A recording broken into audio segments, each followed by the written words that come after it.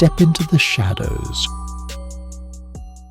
The Call of the Bones.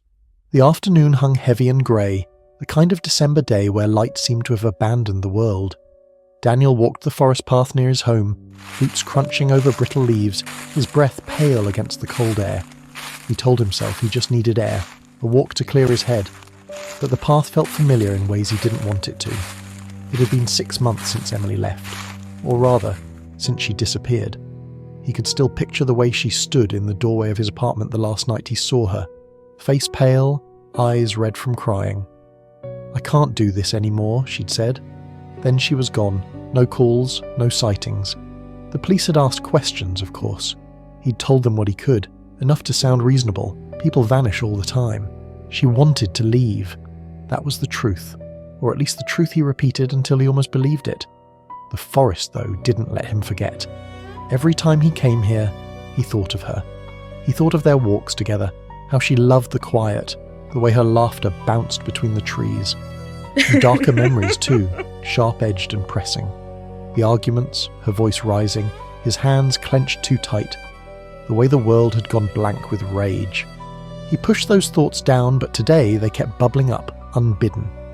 He slowed, staring at the path under his boots. The ground seemed to ripple, as though the earth itself breathed. His chest tightened. Don't think about that night. Don't think about what you might have done. Then came the whisper. Soft, like a leaf brushing his ear. "Daniel." He stopped. The forest was empty, but the name hung in the air unmistakable. His heart hammered. He turned in a circle, eyes darting between the trees. Another whisper. "You left me here." Something inside him snapped. He shoved off the trail, crashing into the undergrowth. Branches whipped his face, tore his coat. He couldn't stop. He had to find the voice. His lungs burned, his thoughts fractured, memory colliding with imagination until he no longer knew which was which. The trees opened to a clearing, and Daniel staggered forward, breath ragged. At its centre stood something impossible. It was a figure, tall and spindly, fashioned from bones lashed together with blackened roots. Skulls, ribs, femurs, all jutted out at impossible angles yet arranged with care. The head was a human skull, pale against the gloom, with strands of long auburn hair tangled through its crown. Emily's hair.